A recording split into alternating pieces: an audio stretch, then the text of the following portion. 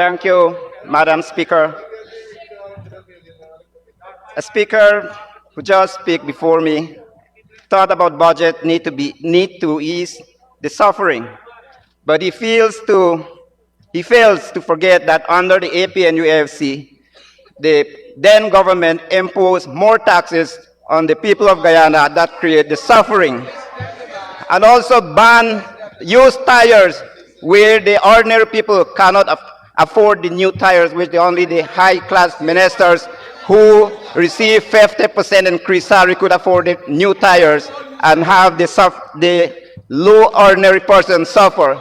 That's the suffering you brought to the people of Guyana by banning the used tires. And there are many more, but because of time, I would not go into details.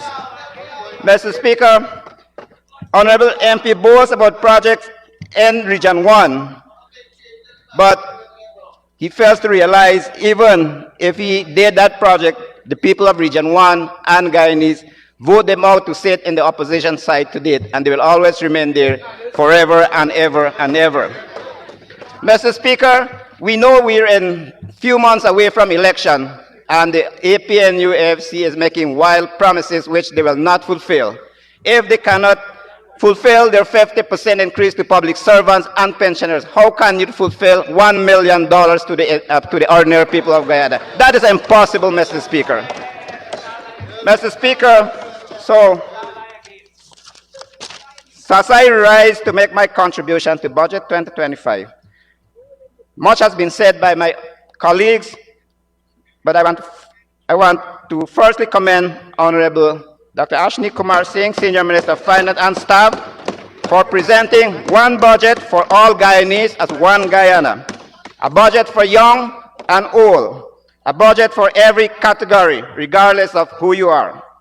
Mr. Speaker, the leadership of the People's Progressive Party civic government since taking office has been working tirelessly to achieve prosperity for all Guyanese.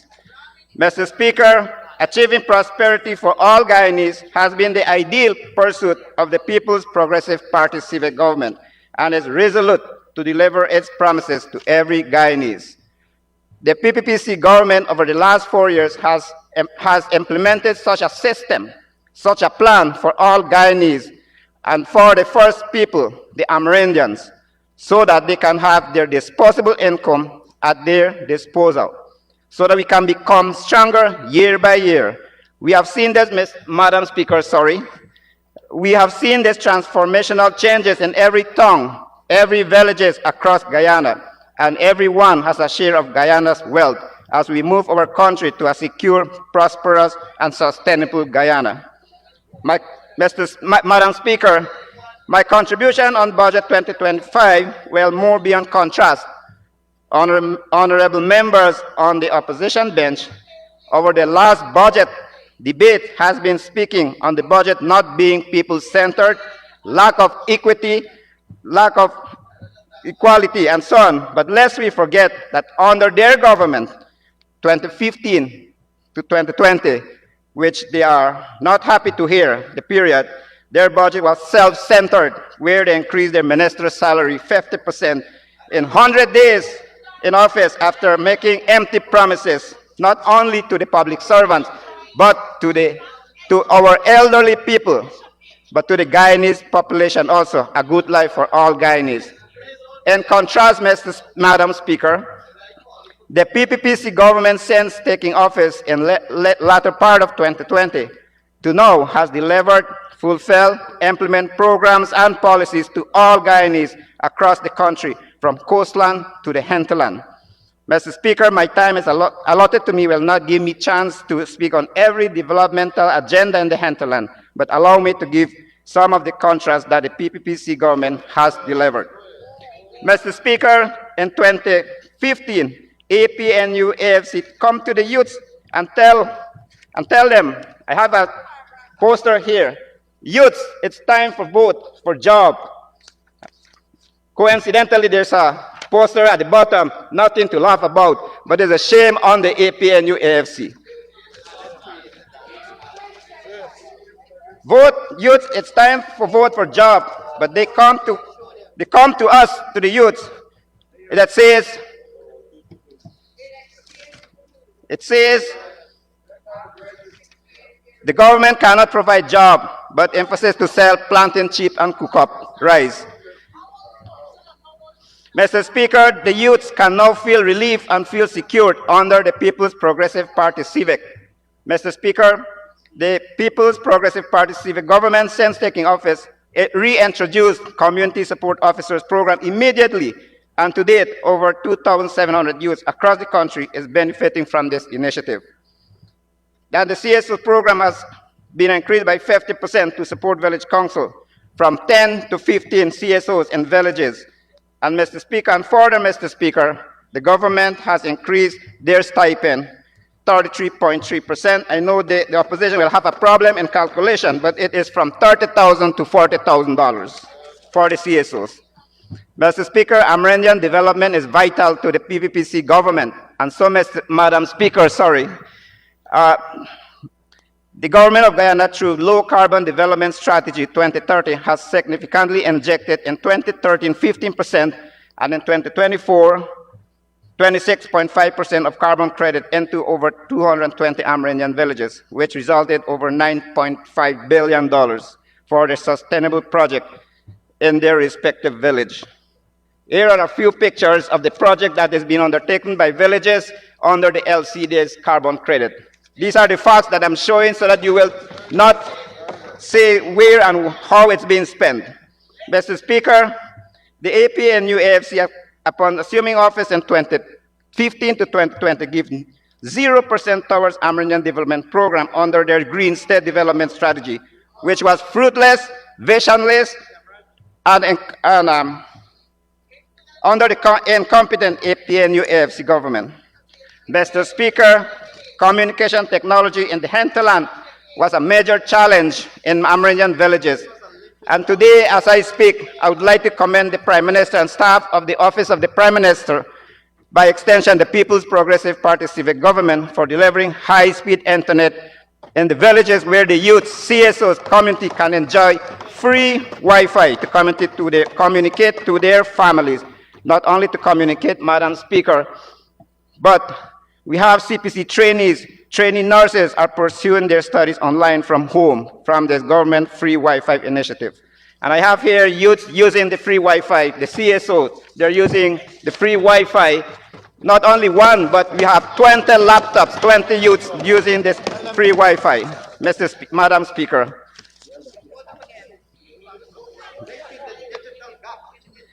Mr. Speaker, the well-being of our people is paramount to the People's Progressive Party civic government. To date, Guyana's government has trained a number of CHWs in the hinterland and nurses and midwives serving their respective village. There are more than one CHWs, medics, midwives, serving the people through health services. Madam Speaker, the government has invested huge budget to improve health facilities across the country, including Bartica and Kamrang District Hospital, where the People's Progressive Party civic has constructed surgical theater, and the first time in Upper Mazaruni in 2024, there were 37 surgeries successfully performed at Kamrang District Hospital. That brings relief to patients. They were treated and sent home than to travel to Georgetown Public Hospital from their families. Mr. Speaker, the communication in health sector has improved in the hinterland. The health personnel from health facilities can now communicate to their supervisors and seek advice on patients using telemedicine in Amerindian villages, including villages in Upper Mazaruni. As of yesterday, telemedicine was installed in the village of Kako, where Honorable Don Hastings resides. So we have a telemedicine in Kako recently installed by the Ministry of Health. Mr. Speaker, I now turn to education.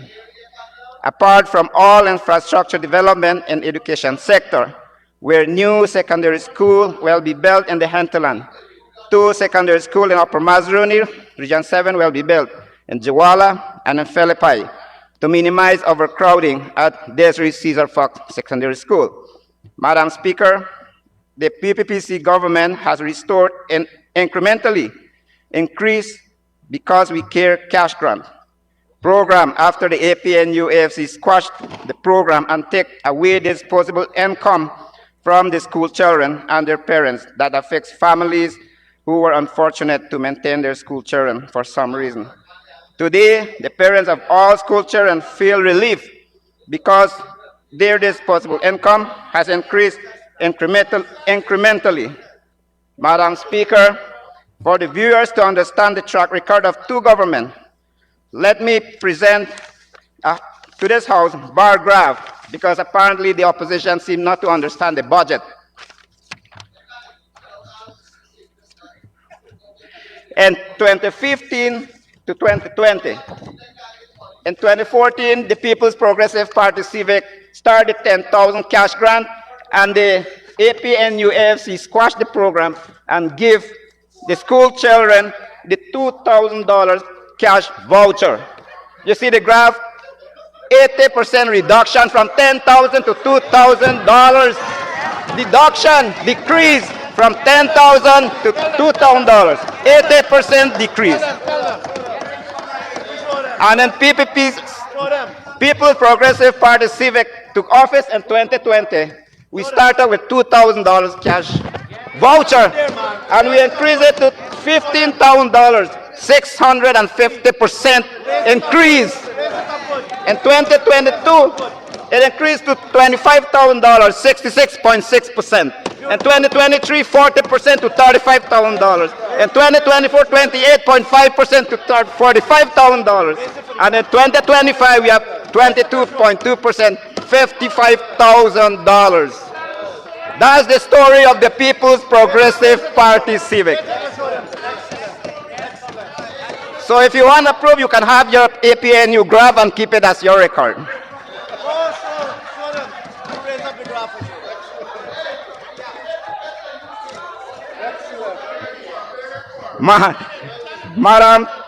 Madam Speaker,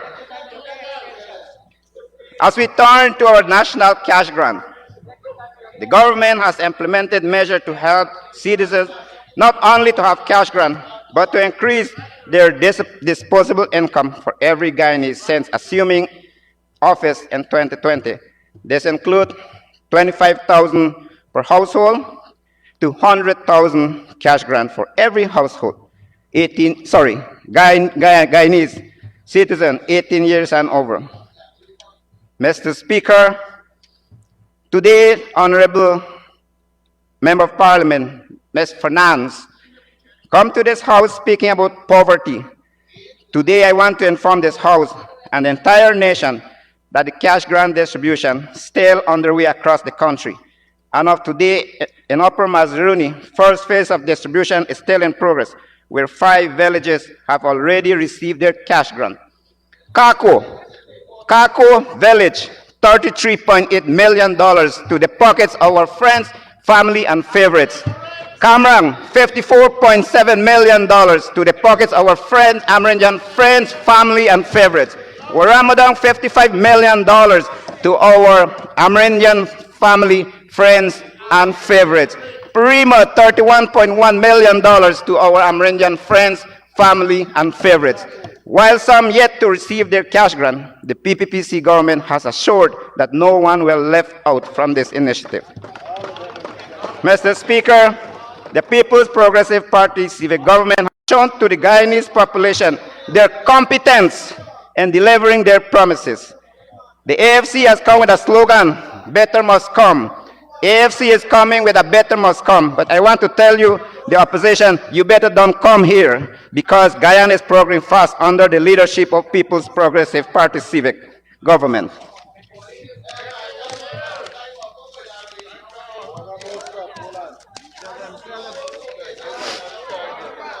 I'll make use of my time, so I'll take my time, Madam Speaker. Honorable Member, Madam Speaker, to conclude, you will need 5 minutes. Okay.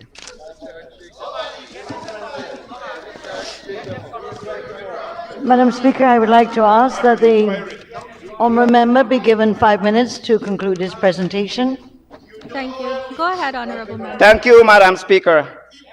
I encourage the opposition to use their conscience, like their former PNC comrade, who publicly say, and I quote from some of the experts, the One Guyana initiative is not only a mere promise, it is actively working to build a more cohesive nation. a group within our population are benefiting from increased access to nation's wealth. There has been a notable effort for fostering young entrepreneurs, enhancing sporting and cultural facilities, and providing seed capital for small businesses. The desire for progress is at the heart of the leadership of the People's Progressive Party civic government. I urge all Guyanese, regardless of race, political affiliation, or any other factor, to support the People's Progressive Party civic. Give them the mandate to serve our great country for another term. So, Mr. Speaker, with all being said, I ask the members of the opposition bench to look our track record and join me and commend and support Budget 2025 to be passed, stronger together for a better Guyana. Thank you very much.